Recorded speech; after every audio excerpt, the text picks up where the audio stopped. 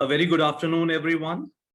I, Viresh Tripathi, welcome you all to this webinar on organizational leadership for generating extraordinary organizational performance from School of Management Sciences, Varanasi. Today, we have gathered here with a renowned resource person, Dr. Sanjay Saxena, who is currently working in the capacity of Professor, School of Management Sciences, Varanasi. Now, Sir has vast years of experience and innumerable acquaintances that he has gone through in past several years. So before Sir begins his deliberation, I would like to read out a brief profile regarding our today's resource person, Dr. Sanjay Saxena. Sir is Professor and Chairperson for Center for Digital Learning at School of Management Sciences, Varanasi. As far as his educational qualifications go, he is a BSc, MSc, MBA, and a PhD in Business Administration. Sir has also done certain short-term courses in management from Indian Institute of Bangalore and from Harvard Business School. Sir has a vast 28 years plus experience in corporate as well as academic. Sir has delivered more than 300 technical sessions on organizational leadership, life management skills, strategic management, selling dynamics, marketing, supply chain management, emotional intelligence, transactional analysis at various organizations in India and abroad as well. He has also authored few of the books entitled Leadership, Write Your Own Script, Power of Emotional Intelligence, which are getting wide range of acceptance over the academic and business fraternity and are also available on the e-commerce platforms across the world. His new book entitled Essentials of Marketing is in the process and will be available pretty soon. So I'll just give you a glimpse of a couple of his books which are there in store. So you can look out for these books at Amazon, and a lot of insights are shared in this particular chapters. Now, before I request Sir to begin his deliberation, I would like to give some instructions. We have disabled the audio for the participants so that a smooth webinar can be conducted. However, the videos are enabled, and at the end, after the discussion, the deliberation is over, the forum will be open to take questions. So at that time, I will unmute your audios as well. So meanwhile, if you have any questions, you can put down your queries in the chat box. And at the end of the deliberation, we will take up your queries. So without further delay, I would request our resource person for today, Professor Sanjay Saxena, sir, to please take over the session and begin his deliberation. Sir, please. Thank you, Viresh. I think I will share my screen so that I can share my PPT. Just a moment.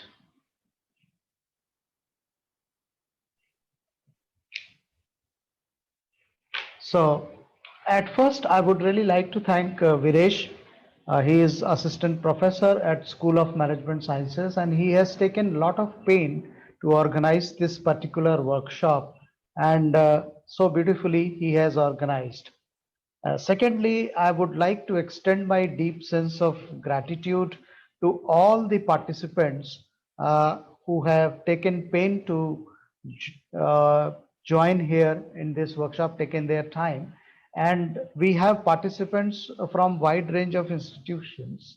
For example, we have students and faculties from IIM Rohtak, from Guru Jambeshwar University, Hisar, from Firoz Gandhi College, Bareilly, from Banaras Hindu University, from Tribhuvan University, Nepal, and so on, and from Punjab University, Chandigarh. There are students and faculties, and my special thanks to all the faculty members, and especially to Dr. Purnima Avasthi, Dr. Urmila Srivastav, Dr. Sandeep Singh, and Dr. Tushar Singh for taking care of this program and disseminating the information about this program to their students. And I'm really honored to be here and to conduct this webinar in the presence of such eminent participants. Of course, the title of today is very important. That is organizational leadership, generating extraordinary organizational performance. And the first question come to our mind that why I have chosen this particular topic. So that is very important point here. And if you go through many surveys, survey reports from the organizations of, they are giving world ranking to different institutions.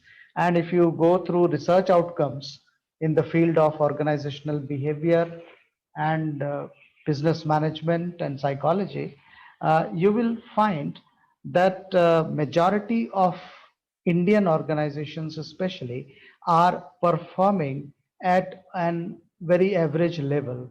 And despite of extremely talented pool of employees in those organizations, the organizations are not able to match with the global standards. So why it is so? Uh, as far as the talent is concerned, our human resource who are working in Indian organizations are extremely talented, extremely knowledgeable, skillful. But even then, why the organizations are not producing the required standard of performance? The also, when I'm talking about organization, I'm not just referring to business organizations only. I'm referring to all types of organization, whether it is business organization or educational institutions or universities or government institutions or non-government institutions and so on and so forth, even social organizations. So uh, when it comes to organization, definitely leadership is required. And the core problem of this average performance is actually a poor organizational leadership across the organizations. And that I'm not saying, many research reports and surveys reports are saying these things. And uh, here the question is very prominent that why, despite having so much talented pool, we have poor leadership in the organization. So I was actually going through the data, and then what I could find is that there are two basic reasons, two core reason you can say. The first reason is that the awareness. Majority of key position holders who are working in different organizations, for example, and also I would like to mention over here that leadership is not only the prerogative of top level. Leadership requires everywhere, at every level of the organization, be it front level or middle level or top level. Every level we require, every unit requires leadership. So the basic problem is that the key position holders or managers, you can say, or coordinators, you can say, or head of the departments, or the dean or directors or vice chancellor and so on and so forth, or CEOs or managing directors, whosoever are holding a key position at different levels, are actually not acquainted or aware of the difference between managerial approaches and leadership approaches. And the second important reason is that they are so much engrossed into their day to day activities that they seldom get time to perform leadership functions. And normally, leadership functions, they look at those functions as a wastage of time. So that is why the organizations are performing poor in various domain. Uh, Many managers are actually involved in day-to-day operations, and they think that they are doing great leadership by taking work from people, by organizing the resources like machines, material, or money, and by doing a lot of cost management, lean management, project management, by doing re-engineering and so on and so forth. They think that they are doing great leadership. But actually, if you are engrossed in planning, organizing, and controlling, and doing all kinds of management practices. These are all, this may be excellent management practices, but these are not leadership practices. And that is why this particular awareness is important, that what exactly is managerial practice and what exactly is leadership practice. Uh, Before I come down to leadership functions and practices, I would like to tell you something about resources, because all the organizations need resources to run. And we know that people in the organization are actually uh, running their organization, managing by managing the resources. So what are the resources? We have machine, material, money, land, and human resource. If we broadly categorize the resources into two parts, we have living resource and non-living resource. So human beings who are working in the organization are living resources. They have their own cognition, they have their own thinking, they have their own emotions, they have their own experience. So they are self-aware and they can work independently. So this human resource are completely different than the non-material resource. For example, we have money, machine, material, and so on. So if you are putting efforts to manage non-material resource, or non-living resource, which is non-living matter, then actually you are performing managerial functions. And when you are trying to manage human resource, then you are performing leadership functions. So that is the basic key point from where the managerial practices and leadership practices are getting diverted from each other. So that is the major key point. And that is why we say that manage things. You cannot manage human resource, by the way.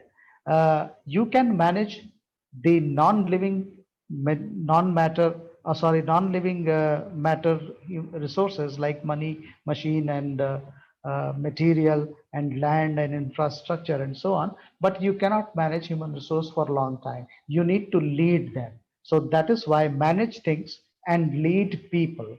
If we move further, so the slide is also saying that if you are doing good planning, organizing, and controlling, you are doing good managership, but no leadership at all.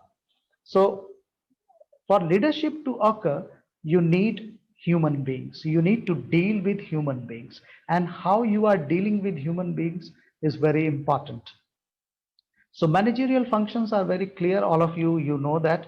So if we set the objectives, manage the resources, organize the resources, set the action plans, putting the deadlines, we do planning, then we go for organizing the entire activity in the organization by structuring the organization, by allocating the roles and responsibilities, and then by deciding the span of control and so on. And of course, we put certain control systems so that we can monitor the performance of our employees. So these managerial functions we are engrossed. For example, in if you take educational institution, so you are preparing the timetables, you are trying to ensure that teachers are going into the classes, teaching the students, teachers are, in fact, all the process and examinations are taking place in time, and the students are studying and in the classes, doing their homework, doing their assignments, and so on. So these are all managerial functions we are doing. And when we are at key position, we always monitor that everything is intact and everything is stabilized and the system is running very smoothly. So that's what we are doing as a manager. But if you come to leadership, of course, leadership is not about making friends and influencing people to work. It is definitely a salesmanship. And leadership is all about lifting of man's vision to higher heights. It's about raising the man's personality beyond its normal limitations. So you are leading with people, group of people, and then you are trying to bring changes in them and making them the best expression of themselves, and making them independent. Actually, you are developing the leaders in the organization. For that, you have to perform several leadership functions. Let me just give you an idea that if you want to become a leader, you lose the right to think about yourself. So that is why leaders are very altruistic in nature. They are always concerned about their employees, about their people, about their followers. So that is very important part. And then as a leader, you shouldn't consider yourself indispensable. If you think that you are indispensable, actually you are not doing any leadership job, because leaders are consistently involved in transforming their followers into a leader. So you have to crop leaders, you have to develop leaders, and that's what is required, and that you are doing in the organization through various organizational leadership functions that I'm going to discuss with you after a while. So as a leader, you're not offering jobs to your subordinates. You are providing signature experience to your subordinates, to your people. So this is a very important point here, that what exactly is signature experience? When employees are getting signature experience in the organization, then actually your leadership is successful. Let me just give you clarity that how employees are getting signature experience when they get proper opportunity to perform. Because in many organizations there are eagles, but they are caged, they are under prison, they are not given opportunity to perform, they are not given opportunity to fly high in the sky. And that is why if you are giving opportunity, actually leaders are, the subordinates are getting signature experience. And then you are providing them opportunity to work with wonderful people around. So in a top class organization, when you are working in Google or Microsoft or top organizations like Apple or Tata, you feel happy, you feel joy and exuberant, and you feel that you are full of energy because you are working with wonderful people, you are working in a wonderful culture, and where you are getting personal and professional growth, and you are achieving extraordinary in your life. And once you are achieving extraordinary in your life, you become the best expression of yourself. And once the people becoming the best expression of themselves, they get signature experience. So these all job you have to perform as organizational leader for your people, and that is why you require leadership functions.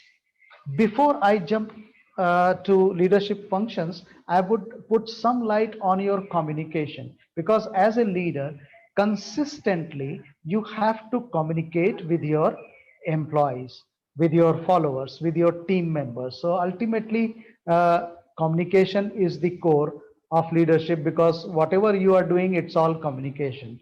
So for the interpersonal communication, in crux, I would just mention over here that principles of effective communication that I have taken out after so many presentations and so many surveys and consultancy projects.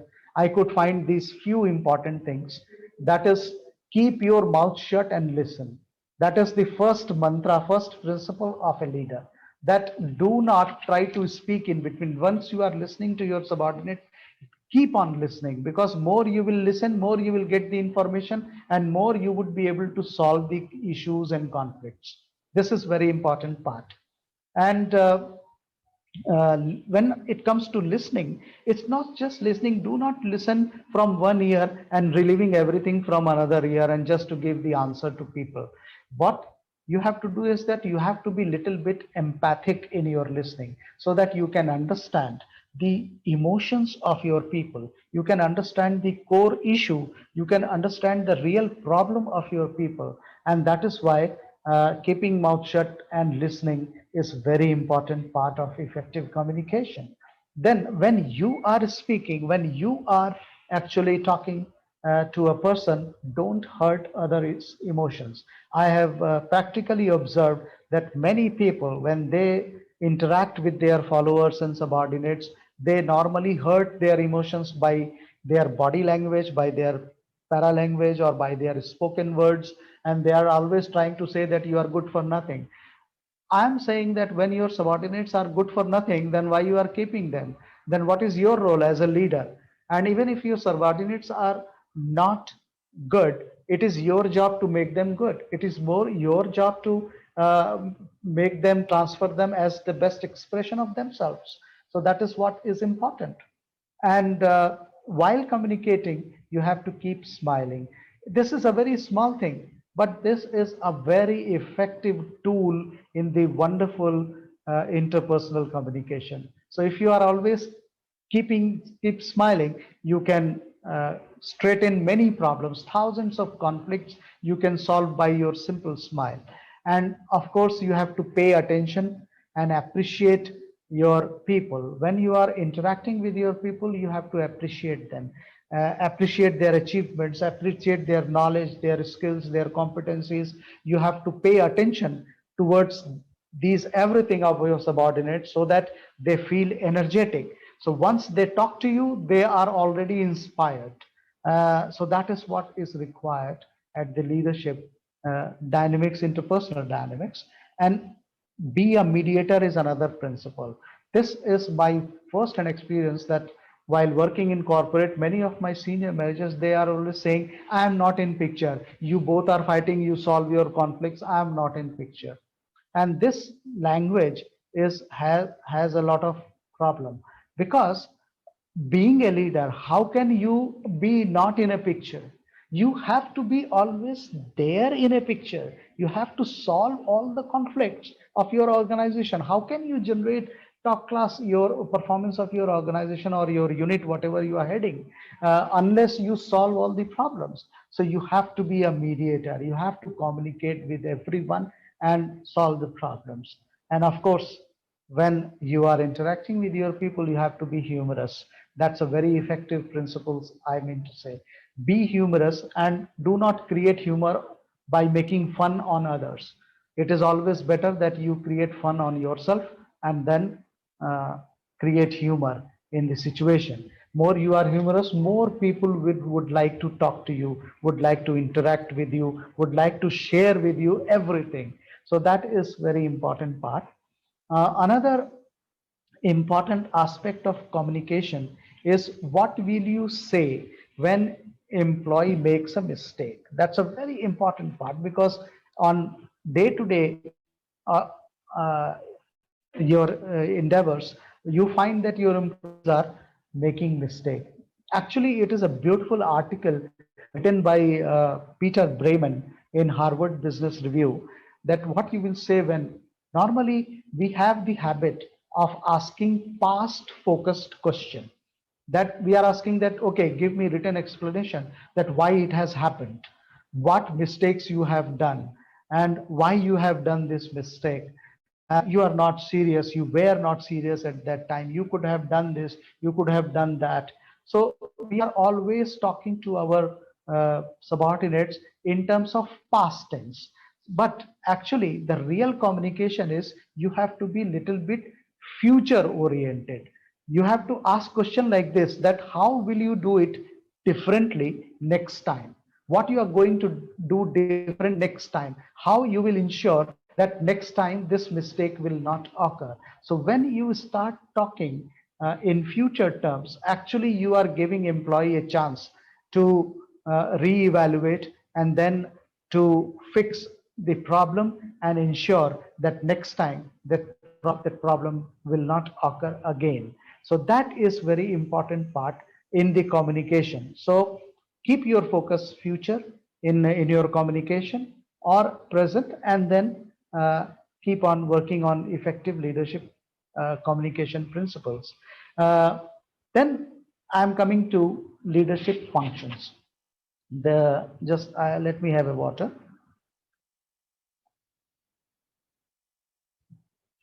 The basic leadership functions are in fact six I have taken, that is envisioning, mentoring, motivation, empowerment, team building, and building culture. So these are the basic leadership functions, especially organizational leadership functions, that you need to perform in your organization when you are heading a unit, or if you are heading the entire organization, irrespective of your level, wherever you are working. So this is important. So first I will start with envisioning. So, you know, managers, they may or may not have the vision, but leaders, are always carrying the vision and very passionately owning their vision, and very relentlessly they are articulating their vision to their subordinates, and they are aligning their people with their vision. So vision is a future physical reality which is not existing in the current situation, and that we see without referring to existing reality. So that is very prominent, that you need to see whatever is there in the future for your organization and for your people after 5 years or so. And it looks very easy. People think that visioning is a very easy thing, but it requires a lot of uh, uh, patience. It requires a lot of artwork. It requires a lot of right brain activity for creating a vision in your mind. I can tell you, many majority of vision, they got converted into a real physical form. For example, Burj Khalifa in Dubai. Uh, it is 163 floors building, and you cannot see the top floor by just lifting your eyes and see. You have to lift your neck to 90-degree up so that you can see the top floor. That much of height is there when you are standing on the floor, on the ground. And how come this huge structure came into existence? Someone sometime actually uh, created that picture into his mind, and then that picture came into physical form. In the same way, when you are organizing, you are creating that picture in your mind, that what is going to happen after 5 years. And this is the one of the most prominent tool you are having with you to create the organization and generate the top class organizational performance. And envisioning is actually related to vision. Envisioning is a process of creating future picture in mind and then developing strategies and taking actions to convert virtual picture into reality. So unless you create that picture, unless you develop these strategies and action plans to achieve those pictures, you can't really do anything in your organization. And definitely, for aligning people with you, you require this particular visioning. And normally, the corporates and many organizations are having this particular practice of writing down vision in a one line or two line. I think writing mission statement or mission punchline is good in one line or two line, but writing a vision in one or two line is not recommended. You have to write your vision in a detailed manner, and in a very wonderful language, in a beautiful language. You have to express, you have to explain entire picture that you have created in your mind. And that is very important exercise, because normally once you try to see the picture and then you next moment you will forget that picture. And if you create that picture in your mind and if you start writing about that picture, that what is happening after 5 years, and if you are in detail, if you are explaining everything, then that picture is taking shape in your mind, in your neural pathways. And that is a scientific fact. When your neural vibrations are actually commensurating with the picture, definitely you are going to create that reality someday in physical form. So that is very important point you need to understand, and you shouldn't take vision lightly. It is a very strong force for generating top class organizational performance. Once you have written, you have to align people, and you have to develop certain strategic actions to achieve that vision. How you can achieve that vision? Maybe you have uh, created a picture which is very premium quality scenario, and lot of resources are required, but then you can arrange all resources for achieving your picture if you develop your strategic actions. So that is very important part. And then you have to align all your employees with that vision and action, what is required, what to achieve and how to achieve. You have to align people on different forums. You can communicate effectively with your people uh, in the conferences, in the organizational newsletters, in the annual general meeting, and so on and so forth. So various occasions when you are interacting with people, even in informal gatherings also, you have to continuously, consistently communicate with your people, with your created picture, because you have to make your employees feel that actually they are living in that reality. And because Destiny do not respond to who what we want, it is responding to who we are. So if your employees actually think that we are working in such kind of environment and we are working in so top class organization, then definitely they can achieve that. Alignment is definitely better than organizing. Actually, you take the initiative, and then by allocating the roles and responsibility, you are organizing, and you develop certain structure where the hierarchies are there. But alignment is more emotional. It is not telling people to do something. It is all about actually aligning emotionally with your picture and with your strategic actions. So then the initiative will come from inside of your employees. You do not have to tell people that what to do. If they are properly aligned, you don't have to tell, because your employees are extremely talented. As I have mentioned earlier, that employees who are working in Indian organizations are actually highly competent, very knowledgeable, very skillful. But the problem is the leaders are not aligning them for what to achieve and how to achieve. What is actually the complete roadmap, and what is actually the place. And that is why we say that leaders are taking to people to a place where they haven't been before. And leaders are able to have the ability to see the impossible. So if you see invisible, you can create impossible. So seeing invisible is definitely a very high quality that is required in you.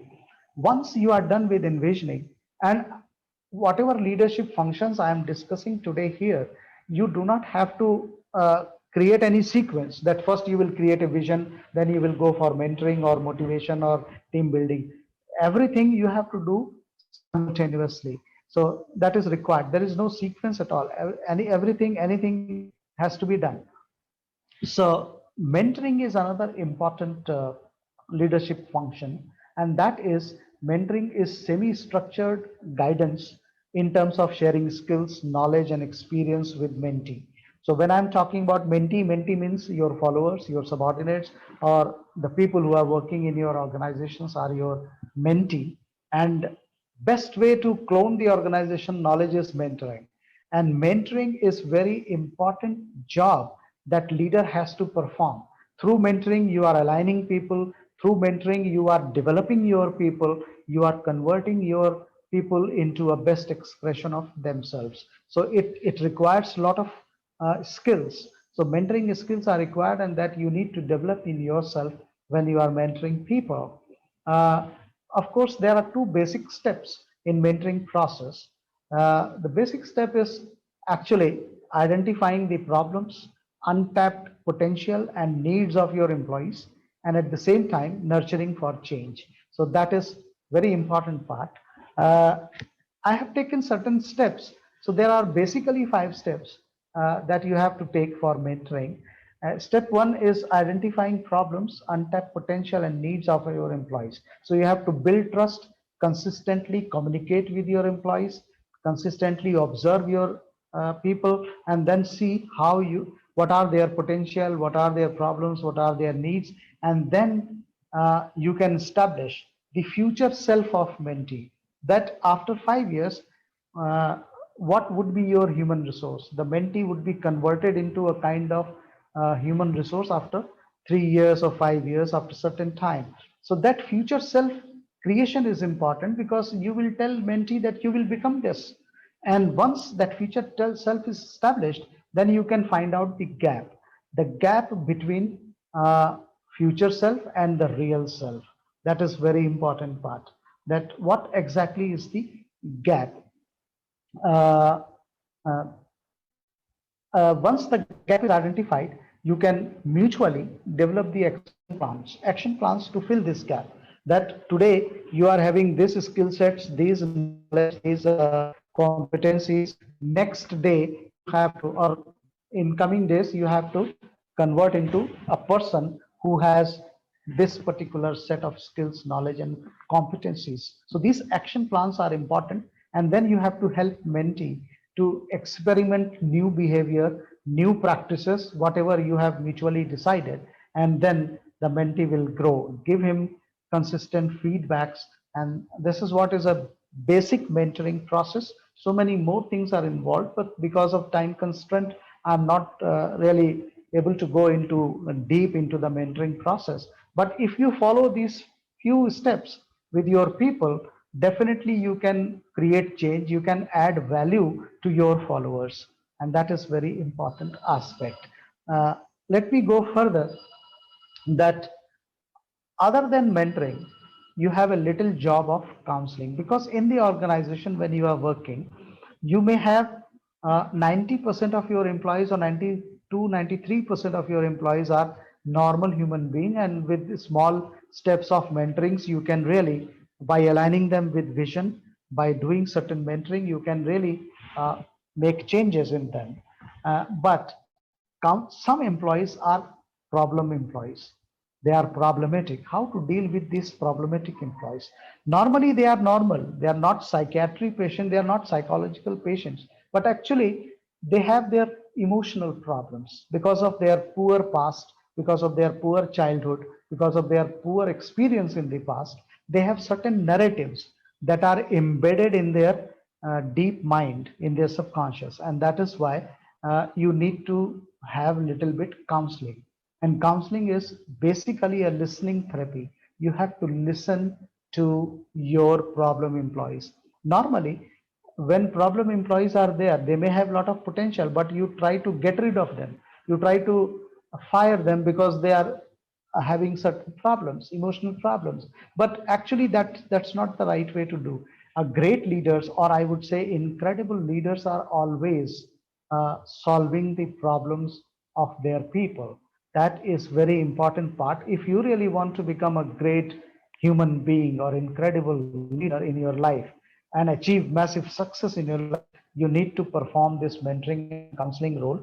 And there are four basic steps of counseling. First thing is identify mentees' emotional disturbances by implementing effective leadership communication principles that I have narrated earlier.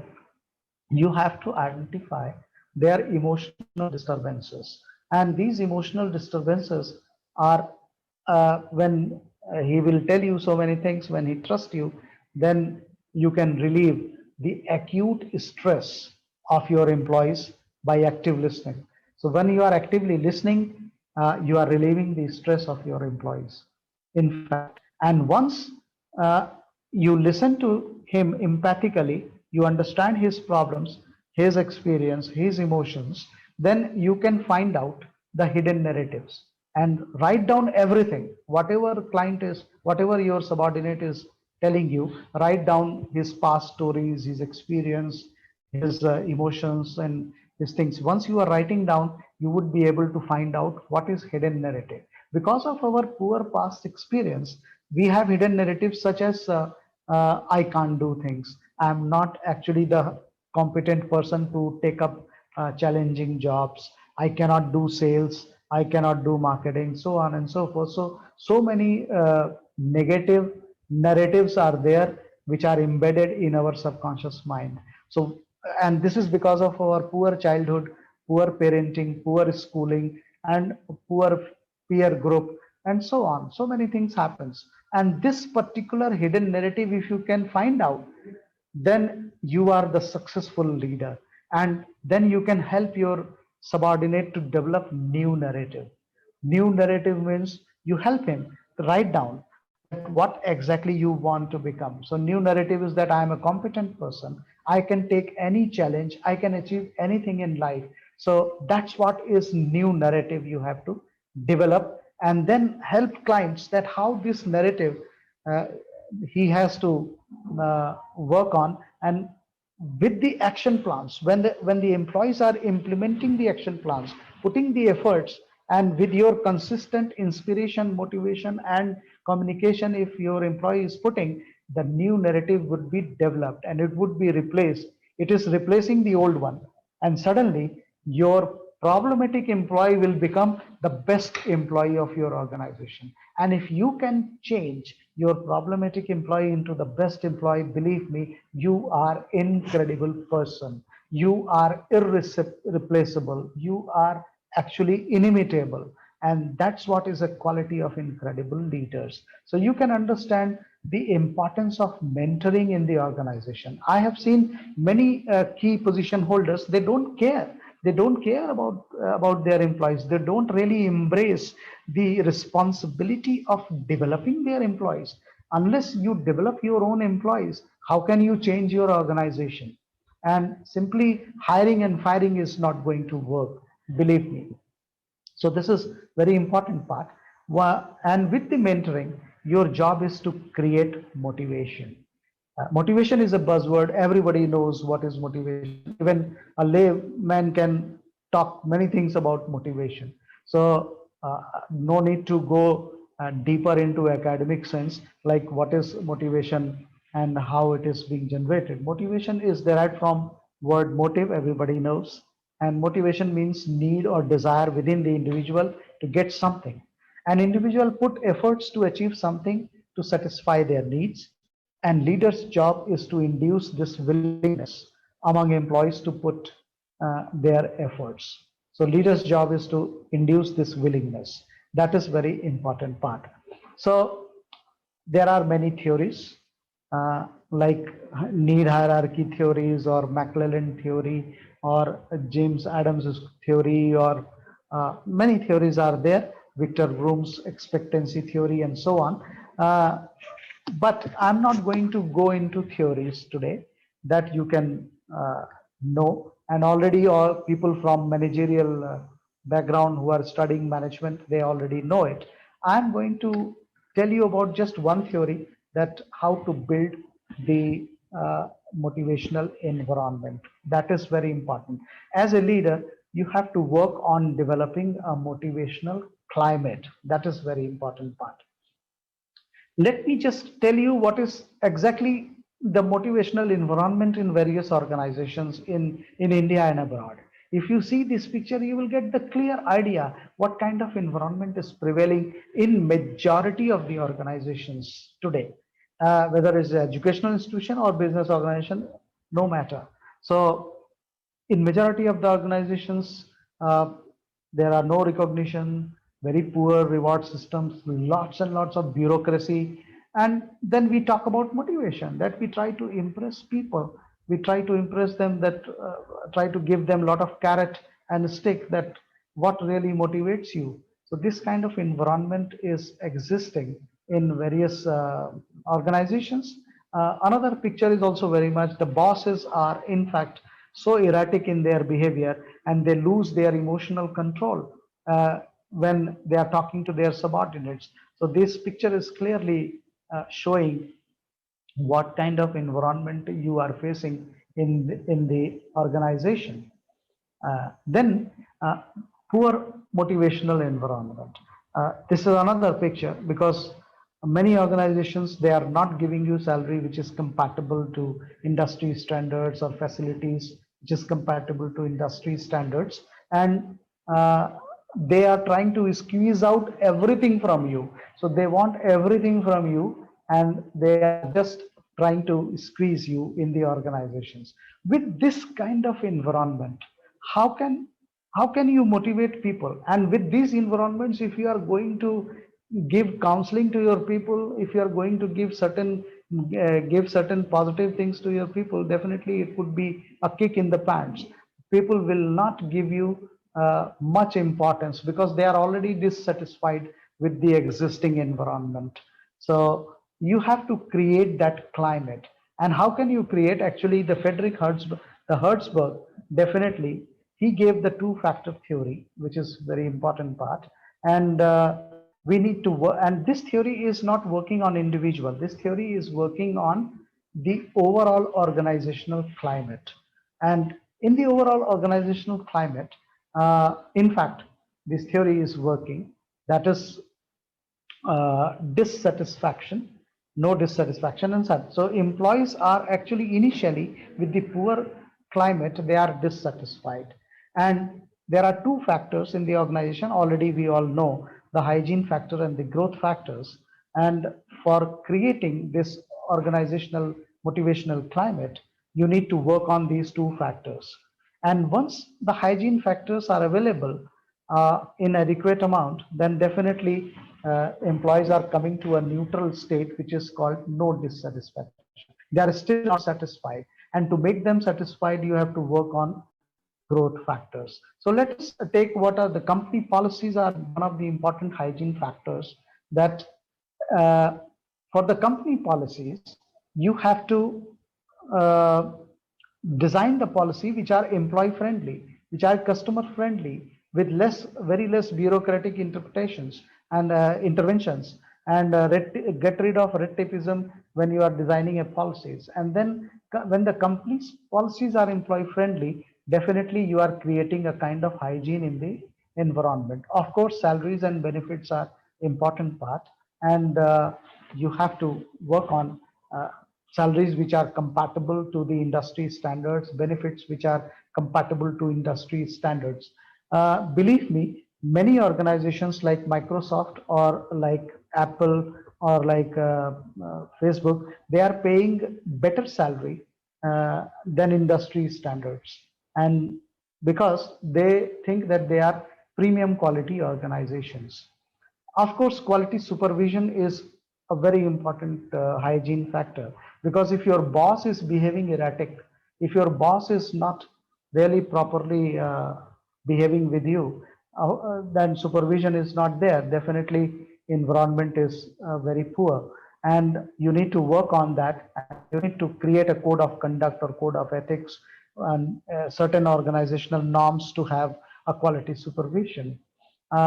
Relationship between the peers are also playing a very important role, and for that you have to go for little bit routines, rituals and ceremonies in the environment, so that you can create, and you have to create the team based structure, so that you can solve the conflicts between the groups and between the employees, and then the hygiene is more better. Physical environment, already we know that the kind of environment which are noise free, pollution free, and good physical conditions are there. That is also a hygiene factor. And the another important aspect is social status. So working in the organization, how much you are getting the social status from the society. If you are working in Microsoft, if you are working in Accenture, if you are working in Google, definitely you embrace a lot of social status from the society, because people will say that, oh, you are working in Microsoft, you're working in Google, that's very good. Actually, you generate that social status by working in top class organizations. So you have to create in such a way your brand, or in such a way that your organization is respected across the society. And then when your organization is respected, branded, then people are working in the organization will definitely take pride of working in the organization. And job security is another hygiene factor, because uh, this hire and fire policy, and when you say that either you perform or leave the organization, definitely create a lot of job insecurity among the people. When insecurity is there, when they think that they may not be able to sustain in the organization, how can they be motivated, no matter what kind of rewards you are offering? So that is very important part. So if you work on these hygiene factors, definitely you will bring people to no dissatisfaction zone, or a kind of zone which is neutral, where employees are neither satisfied nor dissatisfied. And it is important, but then you have to work on growth factors, and that's what is providing signature experience. When you are working on growth factors, definitely you're working on your personal growth. uh, you're giving opportunity when through mentoring. when you are identifying the present self and the future self, when you are doing mentoring and developing your employees in terms of their skills, their knowledge, and their competencies, definitely the personal growth is taking place in the organization. When they are learning from their job, whatever they are learning from their job, from their organization, that will count as a personal growth. uh, Professional growth is also important part. And when you are achieving something within the organization, when you are achieving your targets, when you are achieving certain rewards of your organization, when you are achieving certain promotion, this all comes under professional growth. So you have to create the opportunity for personal and professional growth of your employees, and then proper recognition of their performance on the public platform is important. Proper reward systems are important, and reward must be actually compatible with the desires and needs of the employees. So that is also very important, that you have to develop the reward system which actually employee can appreciate that I got this reward, and they can feel proud, and they can take pride of getting rewards. Job design is another very important factor which human resource people are doing. That is inclusive. Job which you are doing, there must be utilization of multiple types of skills. There must be significance of the job. Your job, how much it is contributing the overall organizational performance. So that is also very important. So that whole scenario is important. uh, if you design the various types of jobs beautifully, definitely your employees would be highly satisfied doing that job and motivated. Then you have to empower them, that I will discuss after a while, and create that sense of ownership into your employees, and then create the top class performance culture. So this particular creating in motivational climate by working on different hygiene factors and growth factors, actually as a leader you are providing the environment to grow, environment to develop yourself, and environment to get the signature experience. That is very important part. Then we come to empowerment. Empowerment is very important aspect of motivation.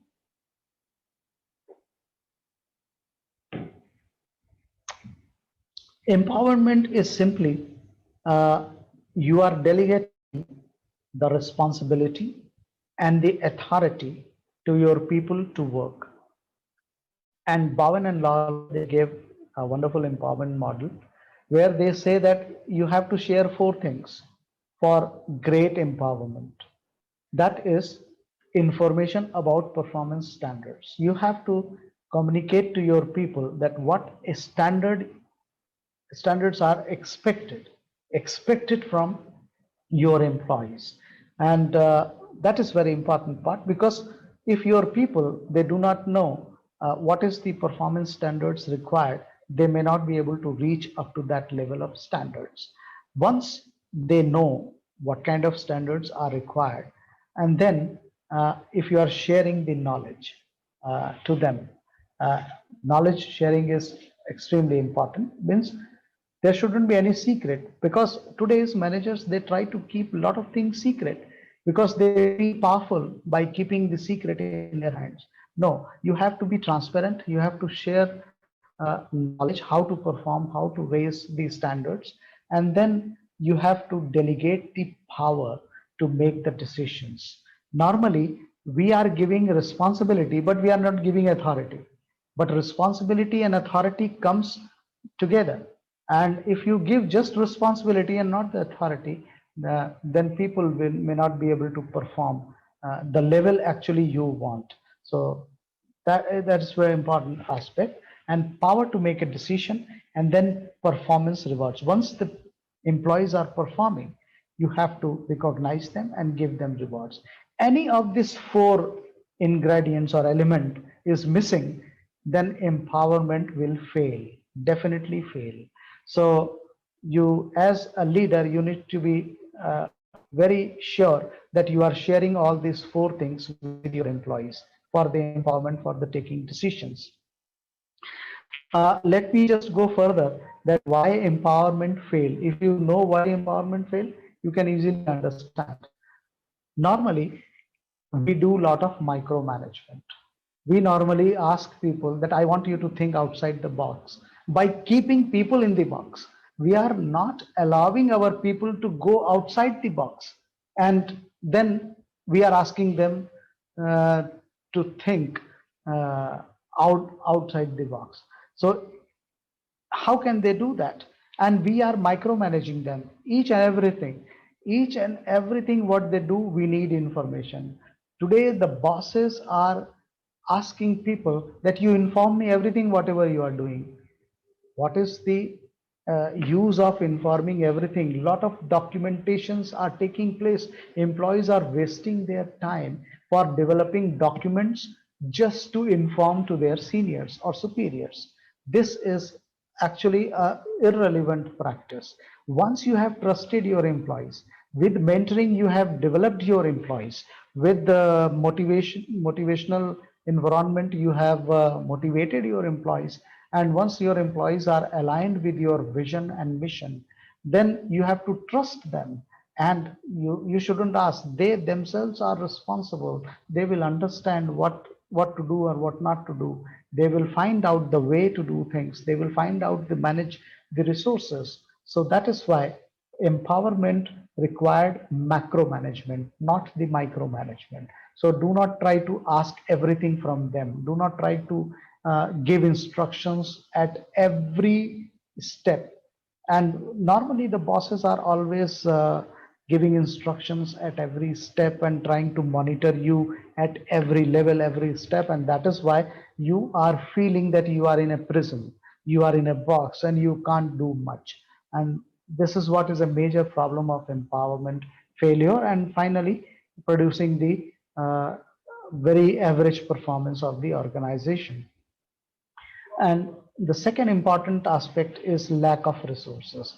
And normally leaders fail to arrange the resources, provide the resources, and they have the resources, but they're not sharing it with their people to utilize those resources. And that is why empowerment is failing. So please do not uh, keep resources in your hand. Try to share it with your people and try to ask them that manage your resources in whatever way possible. So that is very important aspect of empowerment, that resources availability are very important. And the third important reason of empowerment failure is decision retrieval. You know, many bosses, many managers or key post holders, they are working since 8 years or 10 years in the organization, and they are not able to make uh, the changes in the organization. They are not able to take the organization to different level. But when they empower their employees, when they give power to their employees, they expect their employees to perform within 3 months, within 6 months, or within a year, which they are not able to do since 10 years. They are thinking that once I have given power to them, they must give me the results within 3 months, within 6 months. How can it be possible? You are not able to produce the results within 10 years. How can you expect that your employee will produce the results within 3 months? So that's the lack of patience they are having. Once they have shared the resources or shared the power, they think that the performance should come. But we have to keep patience. And that is why the bosses are retrieving the empowerment decision. They are taking back the authority. They are taking back the resources, and they are just putting everything onto themselves and start again conducting or dictating their viewpoints with their subordinates. So that's what is a big problem. Decision retrieval within no time. You have to give freedom of failure. You have to give freedom to your employees. You have to give time to time. You have to be patient with your employees. You have to put your work as mentor, as motivator, as change agent, as a visionary person, and give time and keep on empowering them. That's very important. And then results will come. And when the results will come, it would be prodigious. It would be incredible result, definitely. So this is what is the importance. And there are certain things which are beyond empowerment. What is that? What is that beyond empowerment? Beyond empowerment is actually a sense of ownership. There is a difference between the mindset. If you are working as a employee or if you are working as an owner, there is a difference in the mindset. What is that difference? Difference in mindset is something uh, like this. If you are working as a worker's mindset, then you are worried more about your boss's perception, that what your bosses are thinking about yourself, what your owner is thinking about yourself.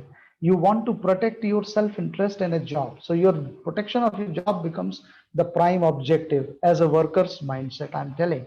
And then you are worried about your own performance, your own recognition, your own rewards, because you are working as a worker. Then you live by the rules because rules are made to follow.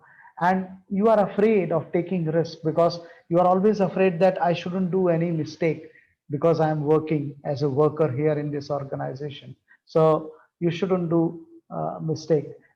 That's what is the worker's mindset. And always you want to take instruction from our superior because you do not want to take risk, you do not want to take initiatives, and that is why you always uh, working as a worker's mindset and take instructions from superior, so that anything happens wrong you can always say that, sir, it is you have instructed me to do that, and that is why these results are there. I'm not responsible. So that's what is a worker's mindset. Let me just go that what is the owner's mindset. That's very important to understand. The owners actually of the organization, they bend or even break the rule if it is contrary to common sense, if it is contrary to your organizational objective. So some, because we humans, we have made a rule, but maybe we have not taken care of all kinds of circumstances which can take place in future. So that is why we have make a rule. But as a owner, if your rule is actually becoming the hurdle for the growth of your organization, then definitely you are uh, bound to bend or break the rule if it is contrary to common sense. Take initiatives without being asked by superiors. That is also important. The owners can take initiative anytime because it is their organization. They feel that they are the owner of the organization, and that is why they can take initiative, whatever is good for the organization. And owners, they understand that it's them who must take the action. Nobody else will do. So it's a job of a owner, or it's the responsibility of a owner to take the action, and nobody else will do. So it is your organization. You have to take the responsibility, and you're not afraid to take risk because ultimately your intention is to grow your organization. So you're not afraid to take risk or initiatives. Uh, of course, for the owner, organization is the extension of their family. So for the owners, definitely they feel they, whether they are sitting in the office or they are sitting in the house, home, it is same. They are always thinking about their organization, always thinking about their growth of their organization, and they never think of leaving the. How can owner can leave the organizations? They never think of leaving. The workers can think of leaving the organization and working in different organizations. So just think in your mind that if the workers are working with owner's mindset, then what is going to happen? They are going to take initiatives, they are going to take the risk, and they are not going to leave the organization, and they consider the organization as the extension of their family. So that is what is important, and that sense of ownership you have to create in your employee's mind, and that is beyond empowerment. Empowerment is just giving responsibility and authority to perform, authority to take the decision, authority to make the choices for your performance. But ownership is something like thinking about the future, thinking about the organization, taking initiatives, taking considering your organization as your home, and considering that it is you only, you have to take the responsibility of your organization, nobody else will take. So that's what is the owner's mindset, which is very important. And then the question comes, how to engender this sense of ownership in your employees. That is very important aspect. Uh, you have to show complete trust on your employees. One thing is very important, because if you don't trust your employees for on their competency level, on their knowledge, on their ethics, on their honesty, then how can you give them ownership? How can you give them a key of the organization? As you have the key of your house, key of your flat, in the same way, the key of the organization. So trust is important. And then give complete autonomy to find and implement the solutions. And complete autonomy means complete autonomy, because you know that your employees are compatible, your employees are having a lot of competency, knowledge, and skills. They can do, they can innovate, they can find the solutions. And you have to just discuss results only. This particular lesson was given by Warren Buffett.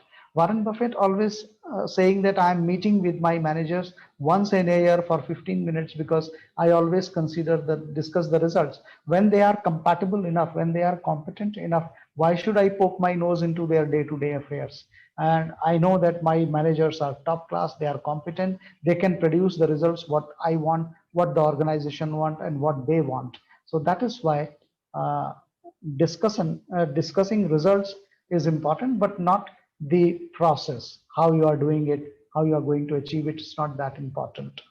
Then share organization wide information with them, and that's what is important, because organization minds with means not just of their own domain, but you have to tell them the organization as a whole, how organization is performing, how different units are performing, so that your employee can have a clear sense of wholeness of your organization. So organization wide information sharing is important. You do not just filter the information, what is important, what is relevant, what is not relevant. For every employee, every information related to your organization is important. Allow them to participate in strategic decision making, not only on the unit level, but whatever the organization wide decisions you are taking, you have to allow your employees to participate in that, to suggest their viewpoints, to suggest their initiate kind of strategies, so that you can develop the strategy. And that is very important exercise, because when employees are being asked to talk something about organization as a whole, then they feel a sense of ownership of the organization.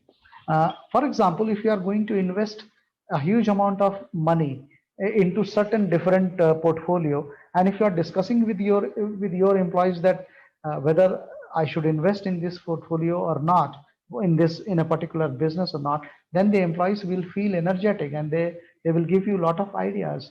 So that is very important part to understand. Ask them to allocate the resources by themselves. So do not just do the job as a manager, that you are allocating the resources, whether it is man or money or other things. You have to allocate the resources. uh, Allow your employees to allocate the resources by themselves. Just give them. And that's why I have given the first picture is employees taking key. So sense of ownership means you are giving key for everything. So your employees are actually arranging the resources and allocating the resources. Of course, you need to tolerate their imperfections. uh, Nobody is perfect. Sometimes employee will do the mistake, but you have to tolerate their imperfections, give them freedom to fail, and help them to overcome their imperfections. That is also very important aspect. This is very important part to engender sense of ownership among employees. Uh, After that, it is very important to develop self-directed teams.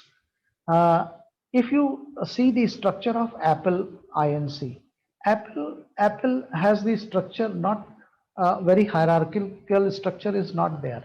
They are not able to. They are not actually categorizing the departments and having hierarchy of managers and the front level employees. they have actually a team-based structure, technical team, administrative team, or clerical team, or marketing team, and so on. So they have a very team-based structure, and those teams are actually self-directed teams. Nobody is giving them directions. They are aware of other teams. They are working in collaboration with other teams, and they are directing by themselves. So let me just go through what is the difference between group and team. And by going through this picture, you will understand what is the difference between group and team. So group is definitely a group of people. When a team is working towards the common goal and common approach, with common approach and common mission, and everybody is contributing towards the same mission, then it becomes a team. And definitely you have to create self-directed team. uh, Group is can be a large number, but team is essentially a small in number.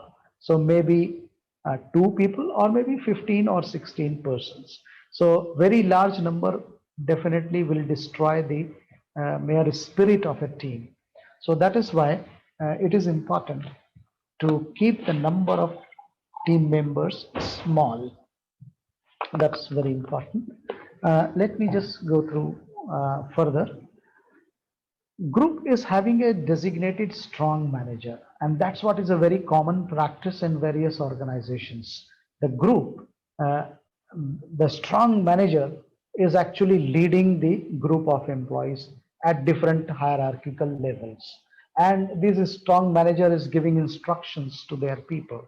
But team is actually uh, nobody is leader. There is a shared leadership role. Whosoever is taking initiative or uh, showing the will, actually taking up the leadership role.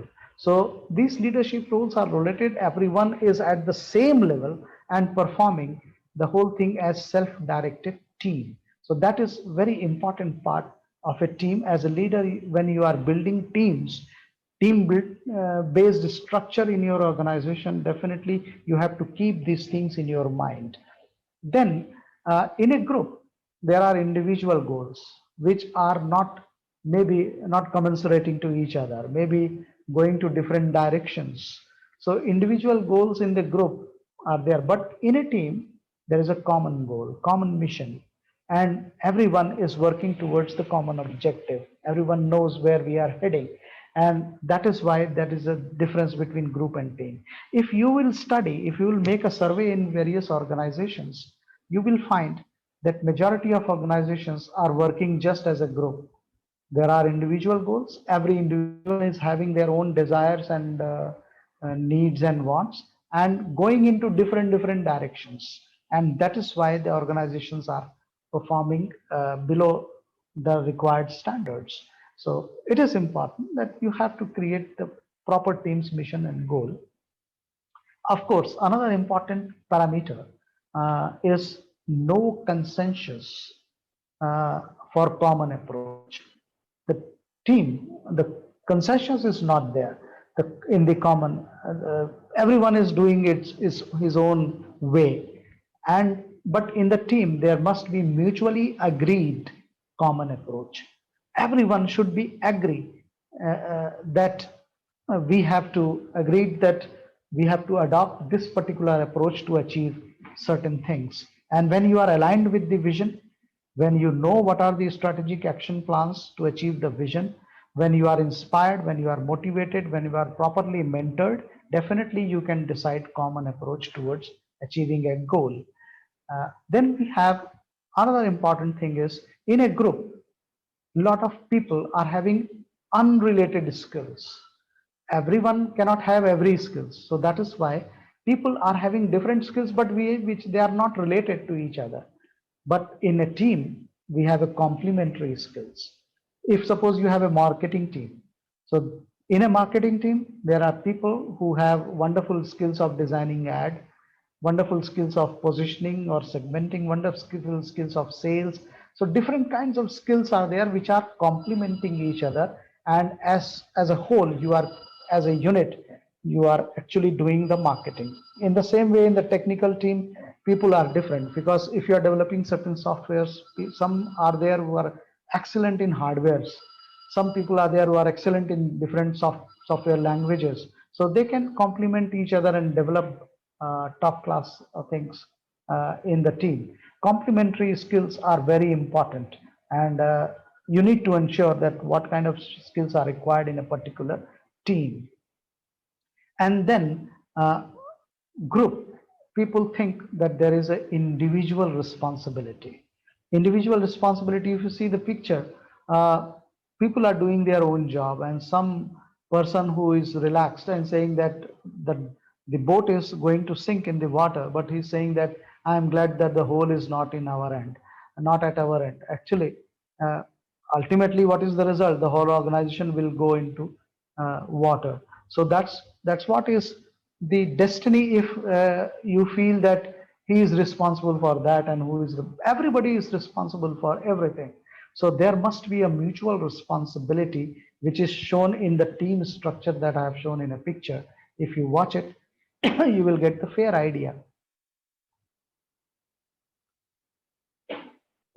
So as a leader in the organizational leadership, if you can develop this particular structure, team-based structure, and a self-directed team with mutual responsibility, common approach, complementary skills, then your organization can perform truly top class, truly at the global standard, and you can produce miraculous performance in the world and from your organizations. Definitely, it is uh, very important.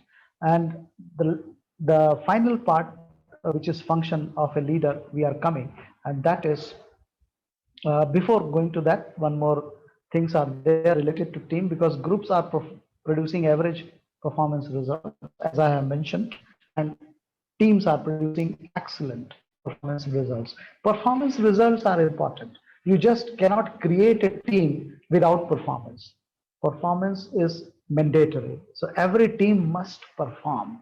And that is very important aspect of building team-based structures. Of course, in the group, the feedback is given from the top person, how you have performed, what you have performed. So always the strong designated managers is giving you feedback about your deeds. But in the team, you do not require, as I have mentioned, it is self-directed team. It means you are giving mutual feedback to each other. What happens, what went wrong, and what to do in the next time. So everything is given by the team members to the other team members. You do not have to report up and get feedback from top class persons. You do not have any designated manager. You are self-sufficient, you are self-directed team. So this is also a very important part of self-directed team. The last part of organizational, sorry, team is convert the self-directed team into a high performance team. How can you convert self-directed team into a high performance team?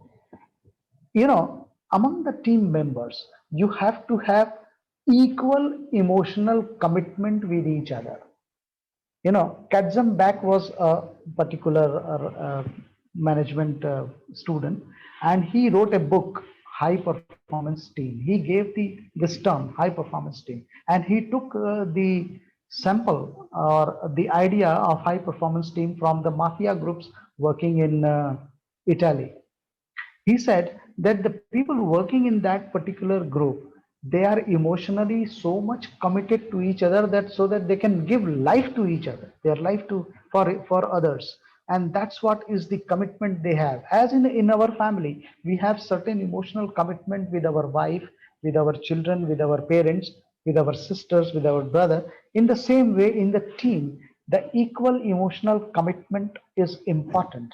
Once your team is developed, and if the emotional commitment is there, definitely your team will become a world-class self-directed team, which can produce incredible results.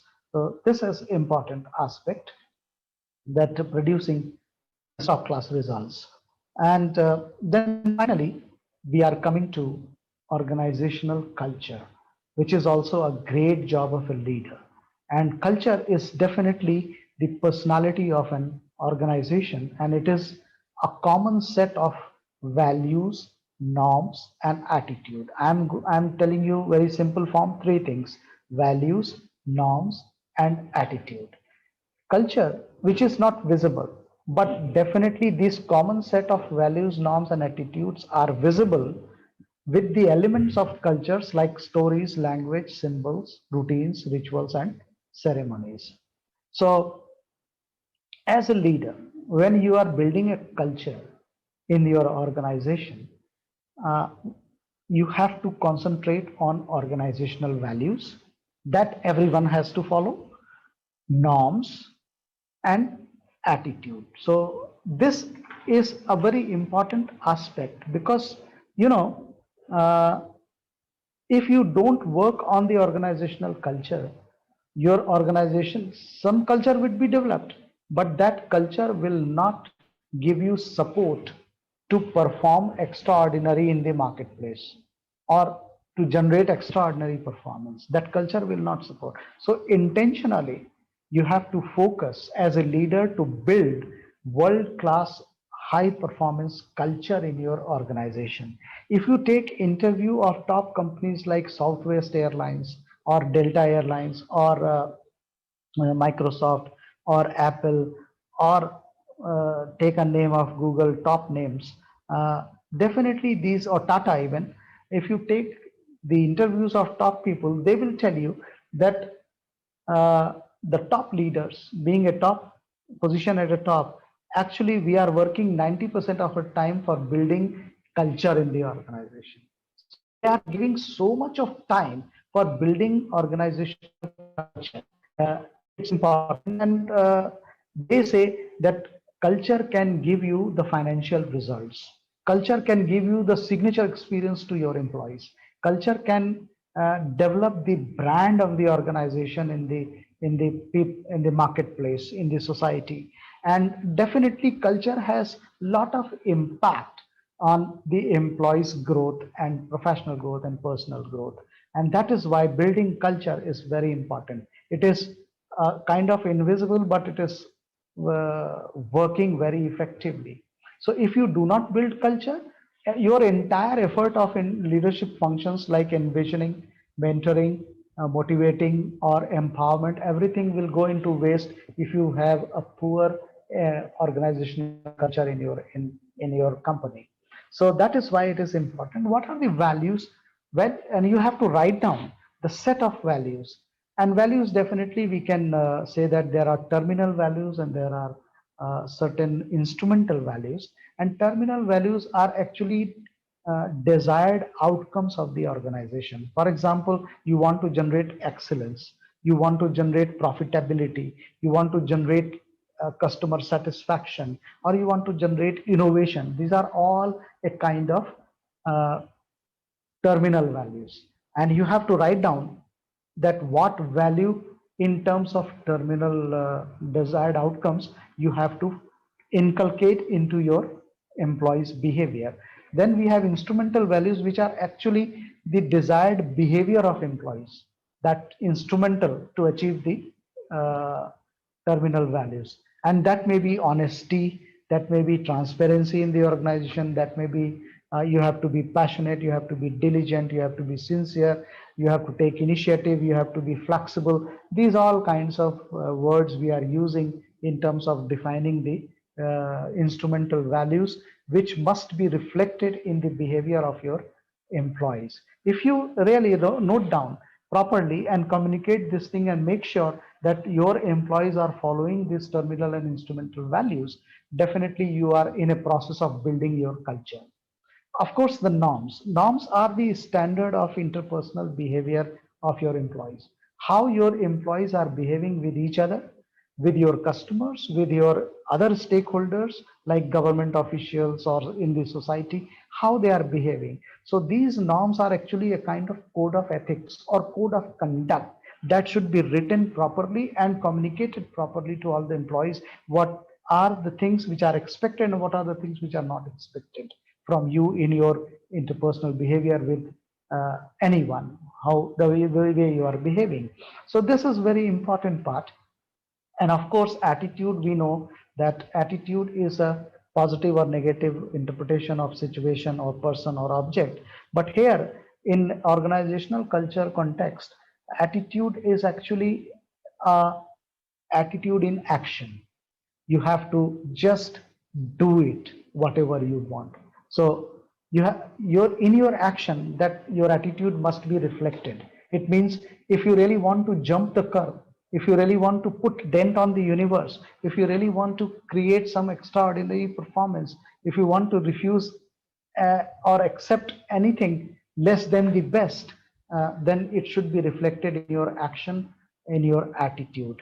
And that is why the good leaders are always working on correcting the attitude of their people. And they say that we just cannot simply restrict ourselves to old curve of performance and having a 5 to 10% growth. We have to jump the curve, and we have to create a new curve of organizational performance, a new curve of revenue, a new curve of profit, which is much beyond the competitors. And that is what is required, and that should come in your attitude.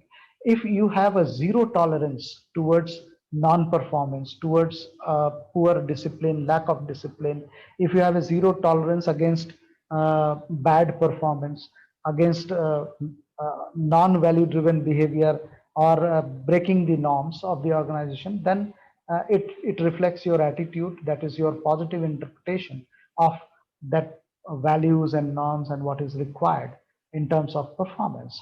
So these values, norms, and attitudes are actually, once you have decided, it should reflect, it should be visible, and it can be visible in the forms of stories, language, symbols, routine, and rituals and ceremony that I have shown in the figure. Let me just go through the norms already I have taken. I can say that terminal values instrument I have already discussed. Norms, actually the standard of interpersonal behavior, and attitude is just do it and jump the curve in terms of revenue and performance.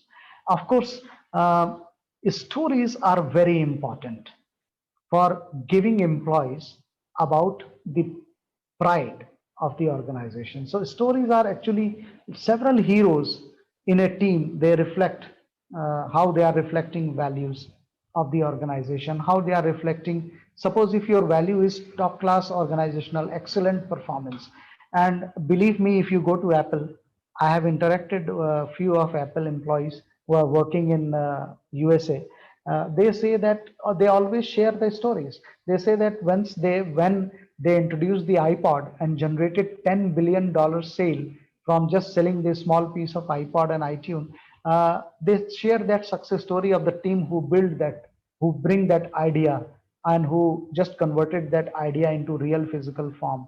They share the success story of Apple iPhone, which was introduced first iPhone in 2007 or 8, and then they share the success story of iMac or iPad and various other products which they are coming in.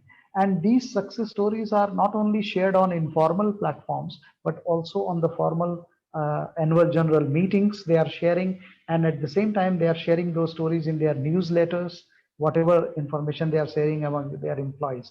These stories are actually reflecting your values, norms, and attitude.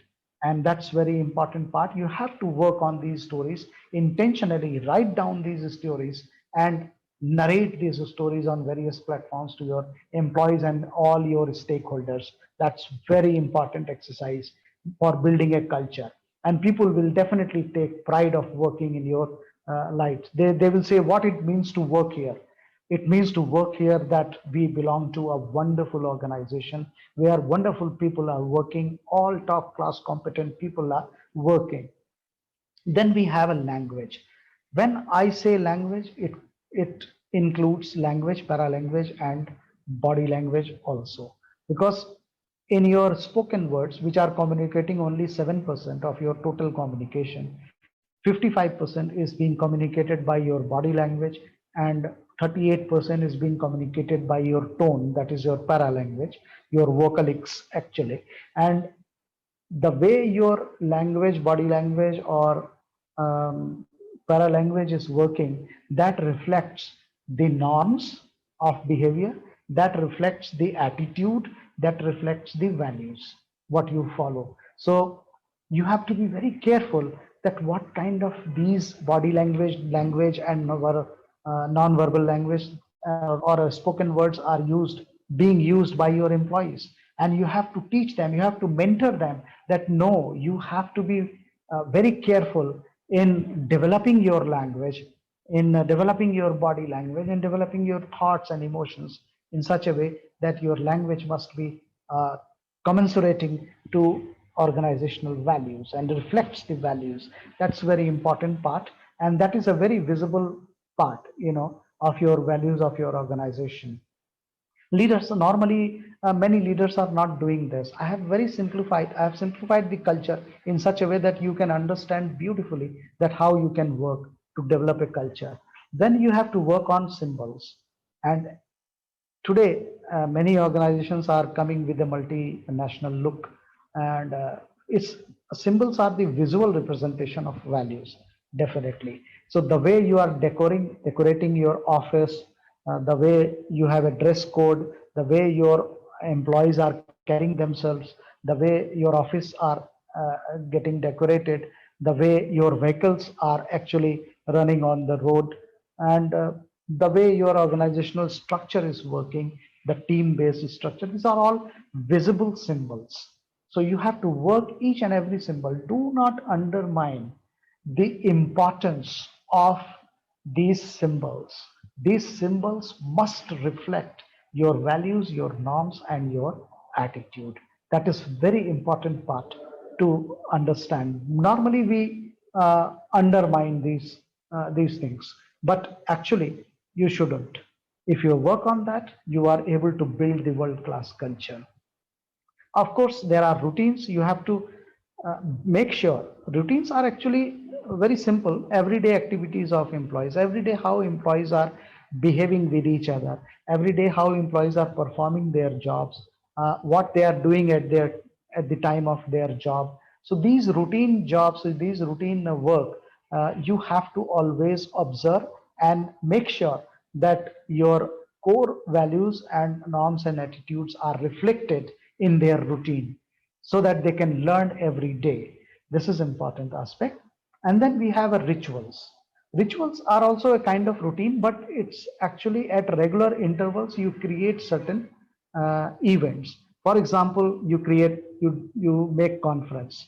For example, you make international, you make annual meeting. You make board meeting every regular interval. For example, every 3 months or every 6 months or every month, you are creating a board meeting where the board members are coming. So at regular intervals, you are doing certain activities which are actually the rituals. So your rituals, how much these meetings are fruitful, and how much these events are actually contributing to your organization. That is very important. Educational institutions are actually keeping seminars, international conferences, keeping different kinds of FDPs or MDPs. These are all regular activities. These are all rituals of the organization, in fact, and it becomes the ritual.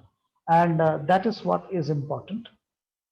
And then finally, we come to ceremonies in the culture. These are informal gatherings, these are social events, but these are very important to keep employees energetic. And these informal events like some celebrations in terms of achievement parties or birthday parties or picnics, or when you are celebrating the success of your products or your any kind of outcomes, then you go for social events and involving everyone, your employees and their families, for celebrating the small wins. That is very important part. If you concentrate on these things, believe me, you can create miraculous performance.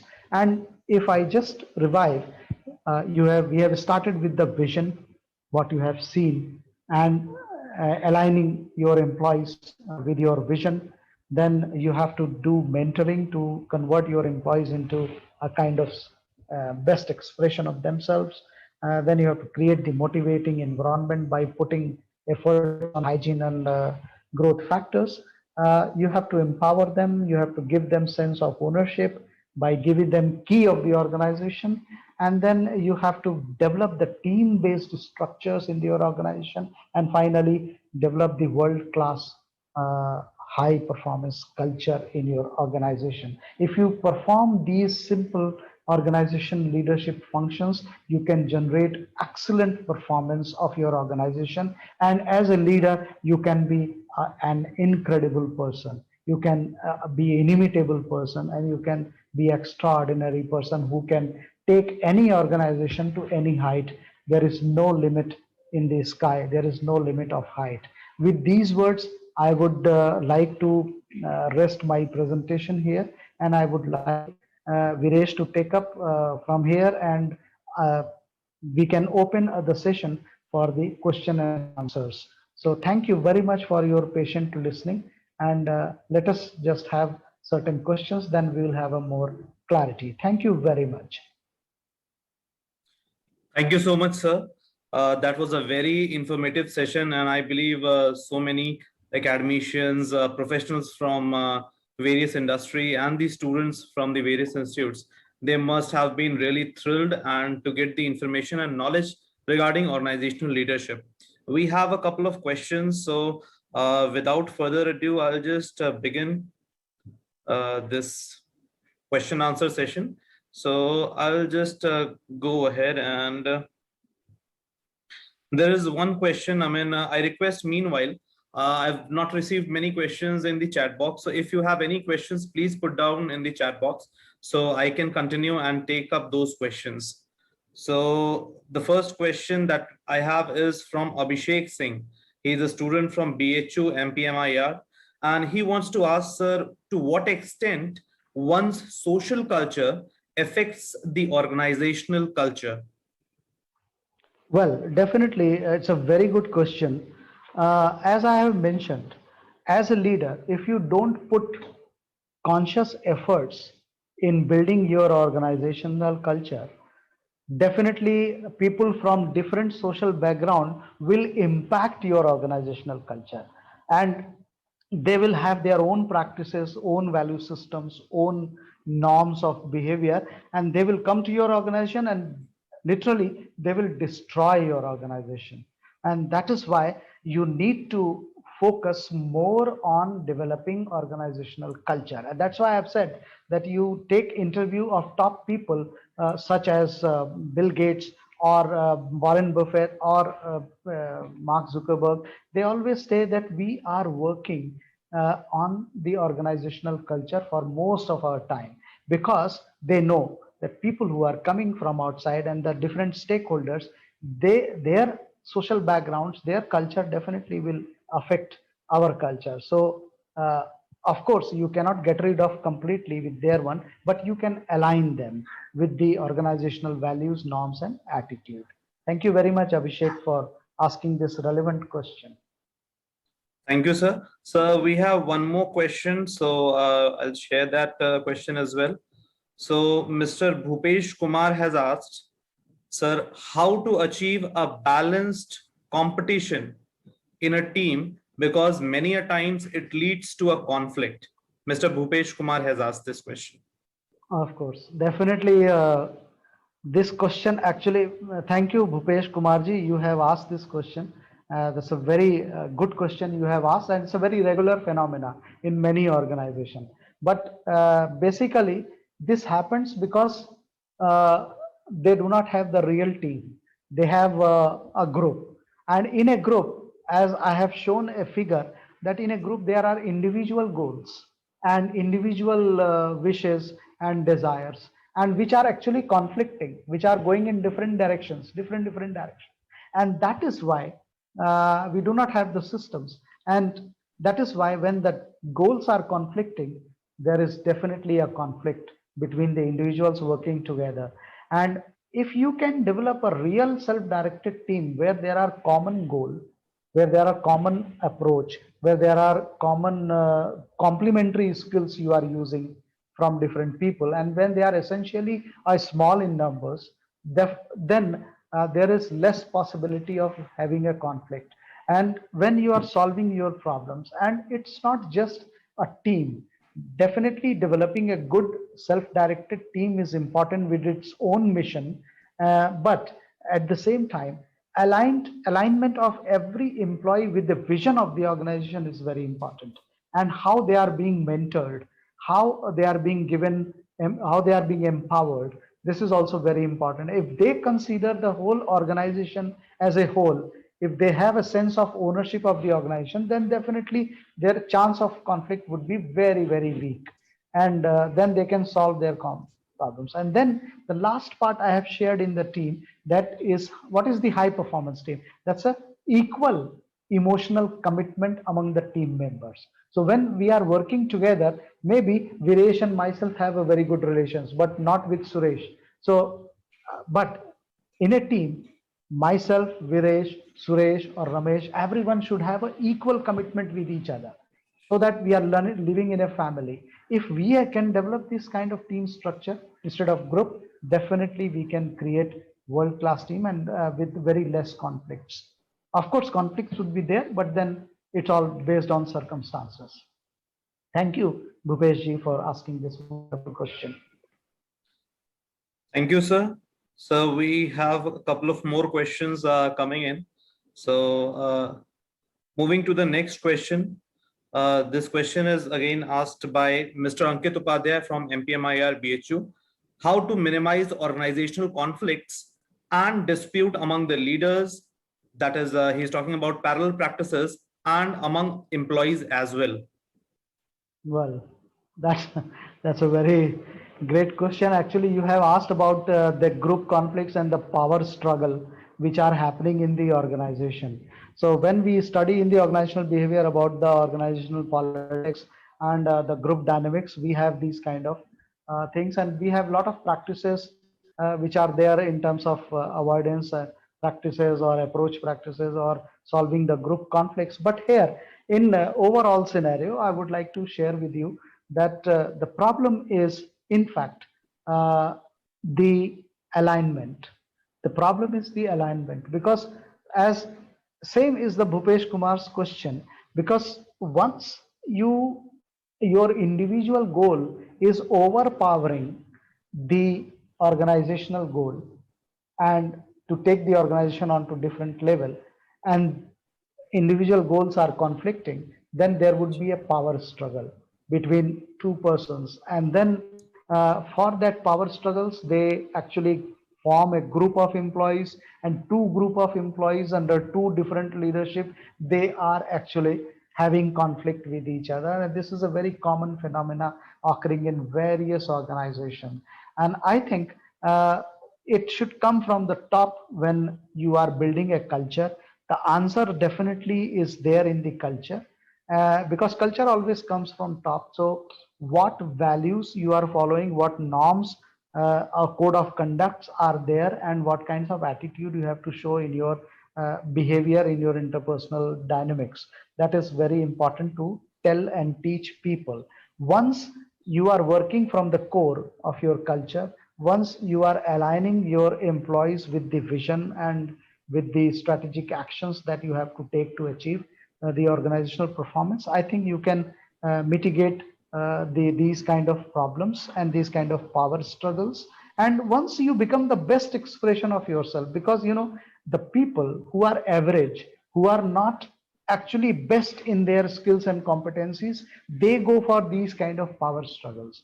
If you in your organization, you see, if the people who are competent and who are really best expression of themselves, they will not go for power struggle. They will see that what I have to perform, what is my role.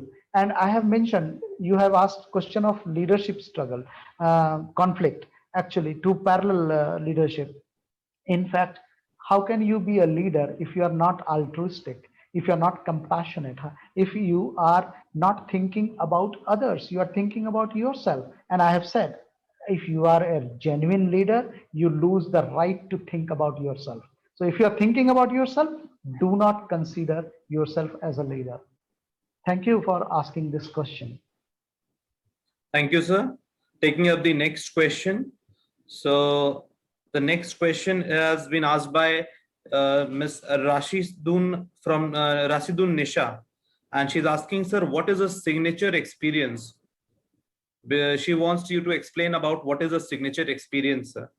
Okay, this word actually has come from one article published in Harvard Business Review, and I have forgotten the name of the writer, but this signature experience I have mentioned very early in my slide that uh, what it means to work here. And if your employees are getting opportunity for personal growth and for professional growth, I may tell you, in many organizations, the people who are working, they are extremely talented, but they are not given having a chance to show their talent. They are being caged in a cage, in a box. They are not given opportunity to perform, and that is why they are not getting opportunity to grow. So if you give them opportunity to perform, if you give them opportunity to grow, if you give them opportunity to work with wonderful people in a wonderful culture, and if they are growing in such a way that one day they are becoming the best expression of themselves in terms of their skills, competency and knowledge, they get the signature experience working in the organization. So that is how you are experiencing working in any organization. Are you frustrated? Are you happy? And signature experience is the ultimate form where you are happy to the fullest extent working in an organization, and you are taking pride of working in that particular organization. Thanks for asking this important question. Okay, thank you, sir. There is one last question, sir. So I think we should take this last question for the day. So just a second, sir.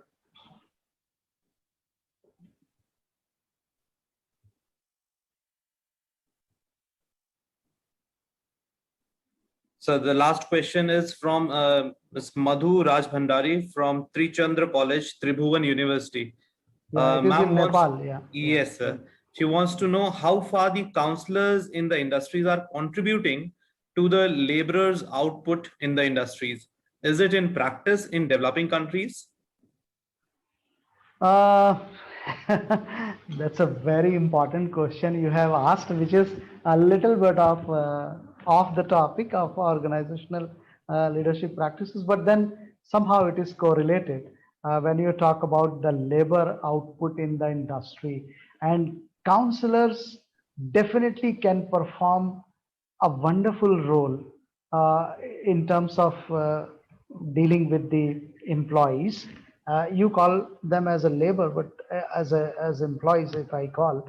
And in developing countries, definitely these practices are very less, because majority of the countries are having their labor organizations, and their head of the labor organizations, the people who are leading these organizations, they are actually not allowing you to interact much with your labors, because they are utilizing that force against the management for their own benefits and so on and so forth.